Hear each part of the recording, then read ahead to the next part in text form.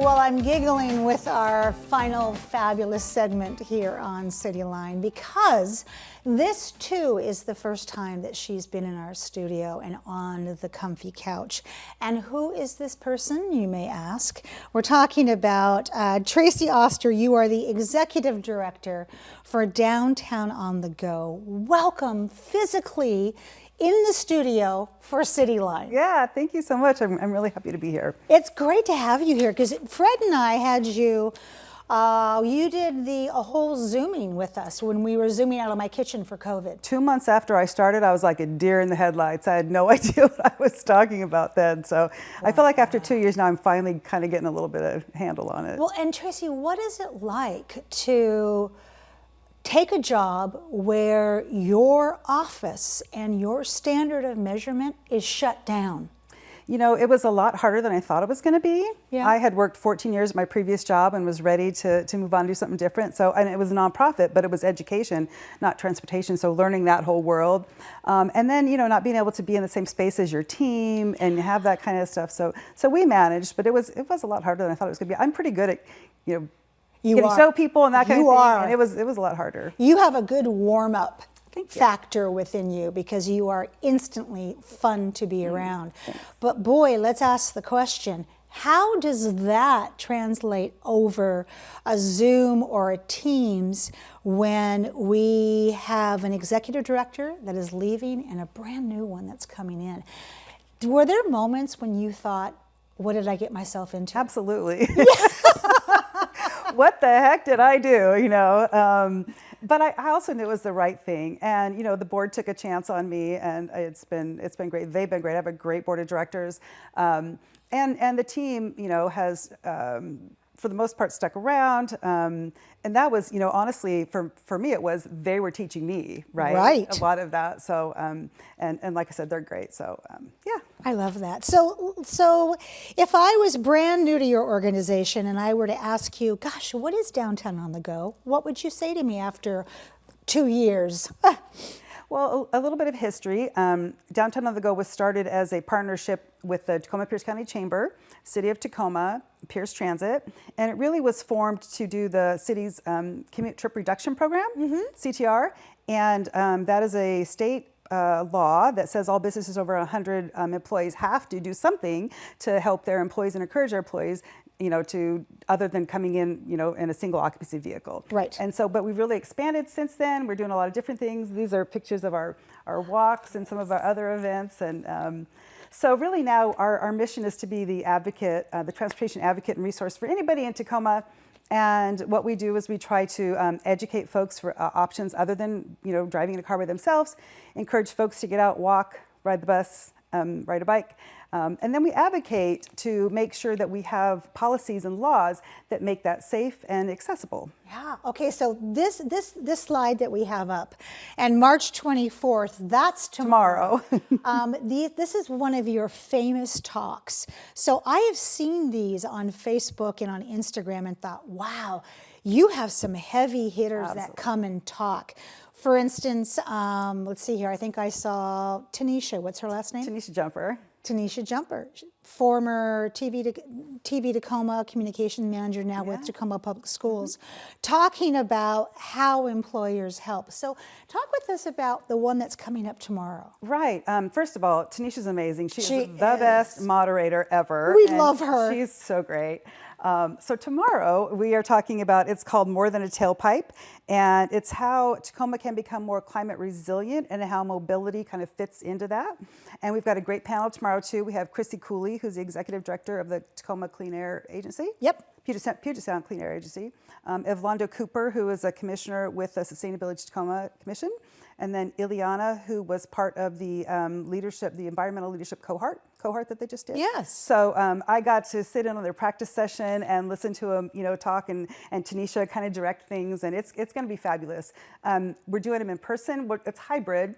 But we are in person at the Metro Parks headquarters on 19th, which is a great facility. Yeah. And the energy when you have people in person is just so cool. There's also a hybrid option for folks that can't make it in person. And then we record them. So if you don't get there, you can watch them on our website. Love that. So as you look at this 2 years that you've been driving downtown on the go, pardon the pun, what transportation-related issues have you been dealing with? Because boy, these past 2 years, our city, our civilization doesn't know what hit us. No, there's definitely a shift, and we talk about it all the time. Kind of, you know, people say the new normal, but yeah, employers aren't coming downtown. Folks aren't coming back for work as much, you know, or as quickly at least. I think one of the things that I'm really proud of that we've helped work on is the Vision Zero initiative, and Tacoma adopted that a couple years ago, and they've got a plan and they're implementing. It's awesome. Vision Zero is a national initiative to eliminate or reduce all traffic. Eliminate traffic fatalities and serious injuries by 2035. And Tacoma, they're kind of ahead of the game. Pierce County, we worked with a group of advocates last summer to encourage Pierce County to adopt it, and they did, and they're now working on their plan. And what Vision Zero does is it's a systems change, because right now in this culture of drive cars everywhere, right. People don't always, you know, understand that the roads are for everybody. And so at the same time, when you're driving, if the road is 2 big wide lanes and no intersections, and the speed limit may say 35, right. but the road tells you you can go 45 or 50. So Vision Zero says, let's change that. Let's, you know, do some things to mitigate folks going so fast and not being able to see pedestrians or cyclists, and make those changes. And we have done that. We have just recently lowered the speed limit. Absolutely. Talk about how that happened from your point of view, because you are the queen of downtown, and downtown has many different areas, as you say, where the road would allow many different speeds. So how did you roll this out to downtown? Well, that's a city initiative, but it's absolutely part of Vision Zero. I mean, the data shows as cars slow down by every 5 miles, the number of fatalities. So if a car hits you going 20 miles an hour, I'm probably not going to get this exactly right, but your chance of being killed or seriously injured is 20%, and then it goes up just, you know, exponentially. Yes. I think in some ways, not everybody understands that. They think, well, 20, 25, but it really does. That 5 miles an hour makes a difference. So that's really, I think, kind of the first big thing that the city of Tacoma has done in getting this program going. And we absolutely supported it. We helped push the message out and just encourage folks, you know, tried to explain why it's important, and just to be part of that. Tracy, everywhere I look downtown, I see a couple of things. People having lots of fun.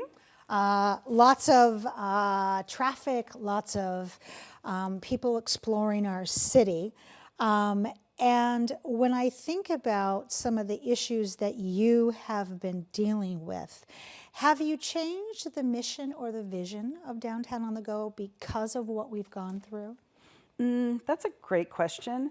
I think when I started, the board was looking at changing some things. So initially, we really were just downtown focused, but we know the need is greater than that. Yes. And especially when you're talking about mobility justice and transportation equity, you know, east side, south side. And so we've been doing some work there and kind of in greater Pierce County. So that's kind of the one change. But really, I mean, the mission to get folks to understand that there are all these other modes of transportation.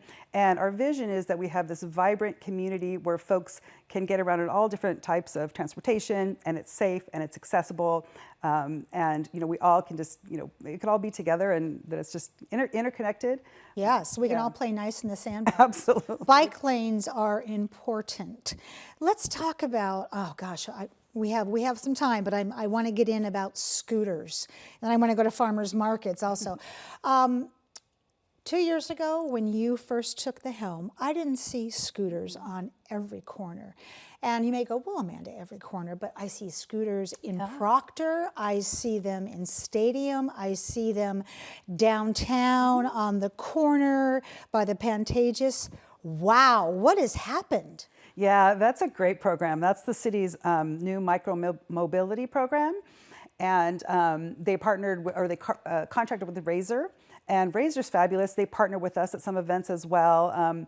But yeah, they bring them, they brought a certain amount, and then I think they've expanded because they get used so much. Yes. And folks can just hop on, they download an app, they get on, they ride them, they they log off and they can leave it anywhere in the city limits. They can leave it. So yeah, they're really fun too. Rumor has it that you have a solution for the steep hills if you want to ride a bike to work, to and from. What's the solution? Well, it's e-bike, my solution anyway, my opinion. But we often hear folks like, I'm not going to ride in Tacoma, it's too hilly, and those hills are pretty serious. 31st? downtown. Whoa! Yeah. So an e-bike for me anyway was a game changer. You just kick it up a notch and you're not afraid to go up those big hills. Absolutely. Yeah.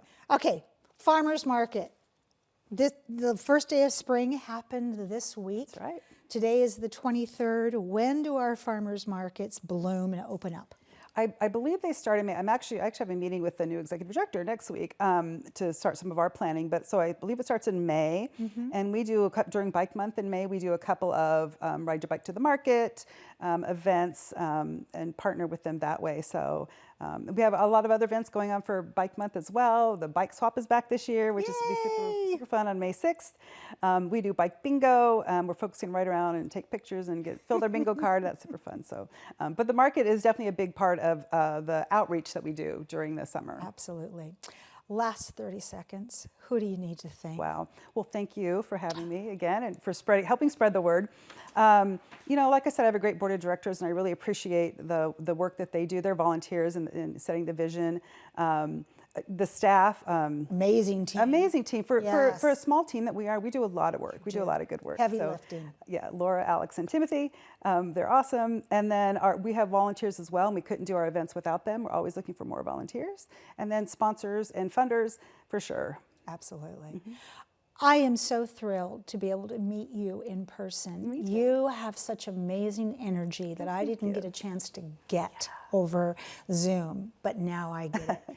Tracy, I look forward to more dates with you on Absolutely. this comfy couch. I'll be here. All right. Thanks so much. Well, that wraps up another great segment of Cityline. It's always a pleasure and a privilege to be in your home. We've given you some great things to think about in this past hour, so please go out there, be a part of the tapestry, and above all, pay it forward. And when you come back, as always, we'll be waiting for you right here at Cityline.